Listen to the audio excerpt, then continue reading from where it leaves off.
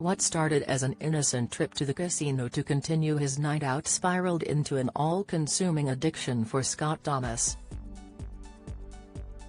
The former Lover Islander began gambling for fun after drinking with mates while studying at university in Manchester. But after several months, he found himself blowing all the money he had on games of roulette, and the next morning, would wait alone outside bookies for them to open to try and win it all back. He was just 20 at the time and a high-achieving history student. But deep down, he was hiding a dark secret that saw him lose everything as he burned through his university loan and was then forced into borrowing thousands from friends and family to make it up. Reflecting on his past troubles, Scott, who is now teetotal, describes a gambling addiction as one of the worst and loneliest addictions to have. It affects every aspect of your life, lying to people, your self-respect. You don't feel like a man anymore because you're losing everything. You can't sleep, can't eat when you're chasing money, Scott told the Mirror. The social PR agency owner, who is the twin of Brookside's Adam and younger brother of Corey's Ryan, says it was part of the student culture in the city to end the night at a casino, as they remained open hours after the bars and clubs had closed. But after a couple of weeks, the habit soon spiraled into something more sinister. At first it was fun, I'd win £40 from £20 and I was buzzing and did walk away from the table.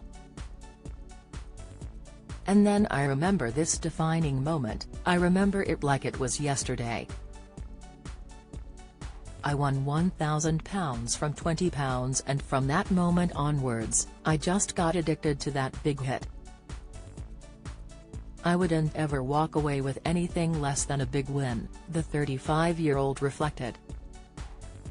It got to the point where I was lying to people about where I was. I lied to my family. I borrowed thousands from my friends and family to the point where I couldn't borrow any more and I lost everything, he continued. I was in a massive amount of debt with friends and family and had nowhere else to turn. I basically got to the point where I'd be so drunk and stuff as well, that I'd lose everything I had, then sometimes I'd find myself waiting outside the bookies the next morning, on my own. I remember vividly waiting outside Stockport Casino in the freezing cold waiting for it to open to try and get back whatever I'd lost. Scott is speaking out this festive period amid a new campaign with charity Gamble Aware, who revealed that nearly 2 in 3 adults, 64%, who have ever experienced any problem with gambling have never spoken to anyone about it, and that almost 2 in 5, 39%, of those who hadn't opened up stated feelings of stigma such as shame, guilt and fear of judgment as key barriers to reaching out for support. Unlike now, where the former reality star says he would turn to loved ones if he were going through a difficult time, back then he felt he couldn't. I was on my own, it's actually horrible. It makes me feel so sad. Gambling is such a lonely place, I felt I couldn't tell anybody how bad it was, admitted Scott, who has a podcast called Learning as I Go about his sobriety. Stuck in a never-ending cycle of winning and losing with nowhere else to turn, he reached out to his big brother Ryan, who is like a father figure to the twins. Straight away it was just a sense of relief because I wasn't on my own anymore and I could start finding solutions, Scott explained. That's my biggest message, don't bottle it up and you'd be surprised at how many people can help you through something. His weekly gambling routine lasted around 6 months and at the time he didn't realize he was an addict as he fooled himself into believing it was something he could control. I kept thinking I just need to get my money back and it'll be okay, and I did that a million times, he remembered. Then it'd be back to square one.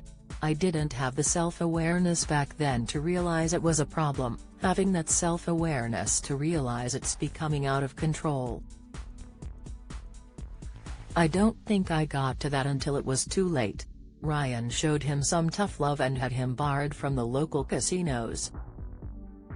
He also encouraged him to attend a Gamblers Anonymous session, which was eye-opening for Scott.